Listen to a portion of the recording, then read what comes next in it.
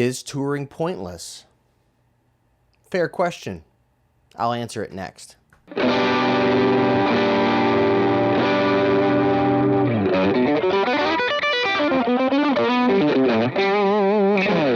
What's up, everybody? My name is Sweet Deat, and I am so glad you have arrived at my channel.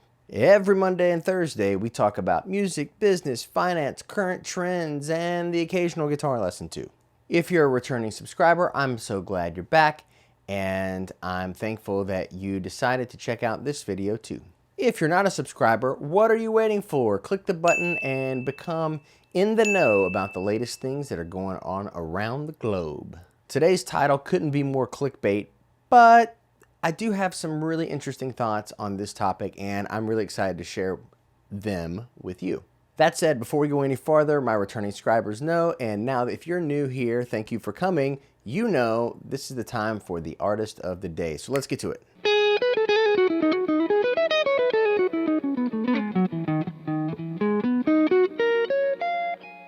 Today's artist of the day is someone that you're very familiar with, but is starting a new venture on his own, and that is Oliver Wood of the Wood Brothers. So you know about the Wood Brothers. Wood Brothers have been around forever.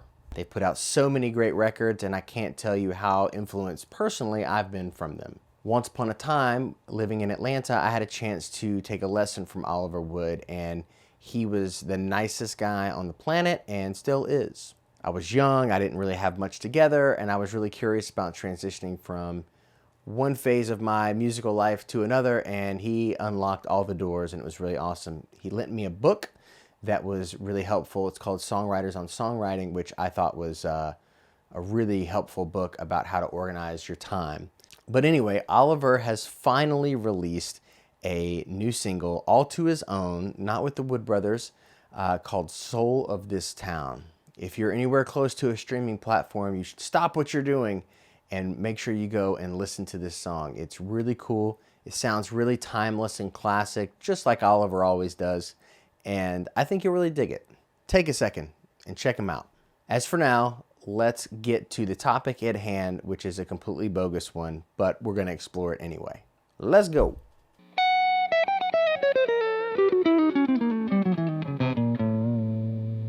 The other day, I was talking to my friend Nick, and we were talking about how the music industry has changed seemingly overnight.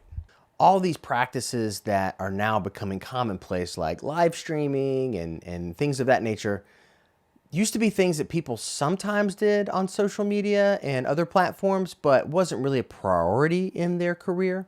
I think most people were just caught up in playing gigs and kind of getting from one gig to the next. And taking the time to learning about all of these things just seemed like kind of a daunting task and something that maybe the next generation was really going to have to deal with. But for us late 30s, early 40-year-olds, it's probably past us, and we can probably exist in our little bubble for the rest of our music lives and get by with it. Fast forward to right now, and that has changed. I was reading an article about a touring musician, and she was just talking about how she's been out there roughing it for years, and only 3 people and all in one little car, traveling with all their stuff and playing all these clubs and always losing money or breaking even if they were even lucky. And it kind of got me thinking, what is touring going to be like for the beginner or medium level artist when this is all over with? Is everyone going to go back to just getting in their van and hitting the open road and doing 60 dates in a row and coming back with next to no money or in the hole? Or are people going to start embracing technology and realizing that they can reach people for far less cost just from their own living room or a really nice decorated space somewhere? And then I got to thinking, I wonder what it would be like if a band really embraced technology and sort of marketed shows night by night as if they were touring somewhere, and, you know, advertised them to specific areas and then showed up each night after night and recorded a show. Or even if they didn't want to get together and do a live stream every single night for a certain area of the country or a city every night, maybe they just put together one amazing show that was really well produced and then broadcasted it each night to a different area of the country. These are ideas that are just flowing around my head, but I'd really be interested in what you think in the comments below. The advantages of something like this would be mainly logistical, I would say. You don't have to spend money on gas or hotels or food from going out of town. You don't have to worry about random breakdowns of your car or something like that trying to get from gig to gig, which happens all the time. You save all those hours in the day, so you're more energetic if you're gonna go do a live stream.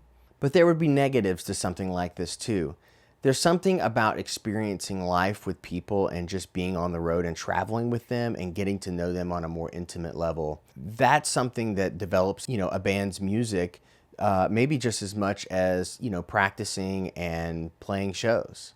It seems like in the world that we live in now, with bands becoming harder and harder to assemble because everybody is so involved in so many different things, that this might be the new model of a band. What if you put together a bunch of friends in a band that would normally never be able to commit to being in a full-time band, and you were able to come together for a few days and do a series of shows for different parts of the country? Aside from the actual continuity of the musicians and being out and playing for 35 days on the road and sort of the magic that happens with that, and I am not underestimating that at all. I think that's probably one of the best things about being on the road and really honing in on a set, is the experiences that you have with those people. Economically, it makes a lot of sense. And if you look at some of the artists that are out there today that are really blowing up the airwaves, they didn't really tour at all either. They just basically had a PR machine that pushed them. And so I think that's the reason why it's important these days that musicians learn the value in learning how to use like Facebook Ads Manager and the YouTube advertising platform for their art, so they can get people to check them out all over the world. This has just been a random thought of mine since this all started, because it just seems like everybody's investing into live streaming and making more videos of themselves during this pandemic. And when things end, I just wonder how practical is it to continue to do all of those things? I've often even thought about, what if it was me and a few other people that I knew that was really interested in chasing art and promoting ourselves and stuff, and maybe I just went in on like a building somewhere with someone and helped paid rent, and we all just shared the space for our live recordings and shared the equipment and all that kind of stuff. I wonder if that's going to become the new model. Anyway, today was a little bit more of a loose, conversational, less factual kind of reporting episode or something, but I hope this generated some thoughts for you that could impact the future of your business. Love you long time. My name's Sweet Deat. Click that like button, consider becoming a subscriber, and until next time, I'll see you soon.